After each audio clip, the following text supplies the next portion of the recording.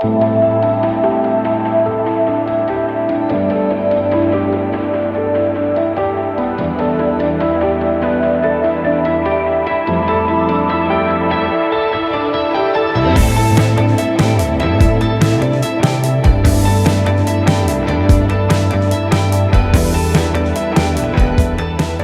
BlueScope, I've been here for 4 years in total, but I actually had a year maternity leave, so I've come back about a year and a half ago. I'm a Sinter Plant operator. Senior operations leader, just kind of oversee raw materials and Sinter Plant operations and a lot of its business functions.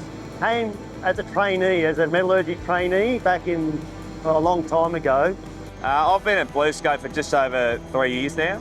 A graduate process engineer. I started at the blast furnace number 5 and I've come across here to the Sinter Plant. I suppose the importance of the Sinter Plant is in the transformation process. So we get raw materials from right across the world, and our job here at the Sinter Plant is to convert that into something the blast furnace can use to make iron. 75% of the blast furnace's recipe is Sinter.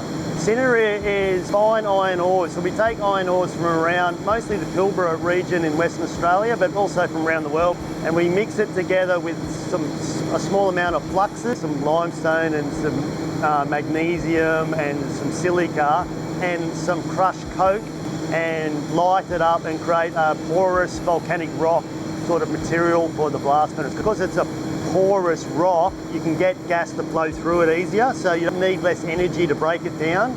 So this is the control room. Basically it runs all of the Sinter Plant, and we look after conveyors, people on site, operators, material, cleaning, watching, making sure everything's working how it should be.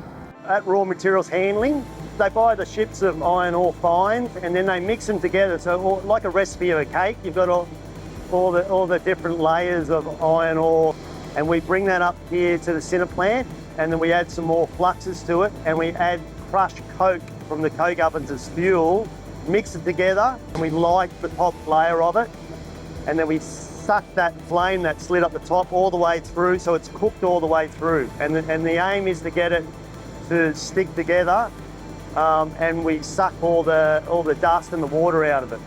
So right now we're standing in front of the waste gas cleaning plant. In the process of making Sinter, with the 2 big main fans, we produce a large volume of waste gas. So coming through here, we have 1.2 million metres cubed an hour of waste gas, and this joint cleans it all up. The waste gas passes through. We have 5 absorbers over here. We use 4 of them at a time. The waste gas comes in and passes through a char bed, which is pretty much small bits of activated char, which reacts with the waste gas, removes any pollutants before we send it out the stack. So it comes off in one section, and then it falls into the discharge chute, and we crush it in that chute. Basically, once the Sinter is all cooked on the bed, it goes through a spike roll to break up the actual sizing. It comes out about 400 degrees, and we blow air through it. This cooler as it goes around. It takes about an hour, hour and a half.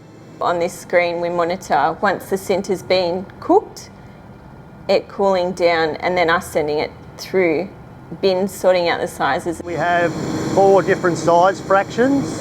The large fraction goes to the blast furnace. The next fraction down comes back around as the layer on the bottom of the strand that you see. The 3rd layer is called middlings. It goes back to the blast furnace. And then the fine layer at the bottom goes back around through the Sinter process again. It goes back into the blended feed at the beginning. So we're always recycling everything we've got. New challenges every day, and quite a wide variety of people you see around here. You know, in my job I'm working with, operators, trades, contractors, all sorts of people. It just keeps it interesting every day. Always something different happening. Even though I've been here a long time, seen mostly everything. But it's just good people and pretty exciting. It's different. Every single day is different, and just the people we work with are pretty good too.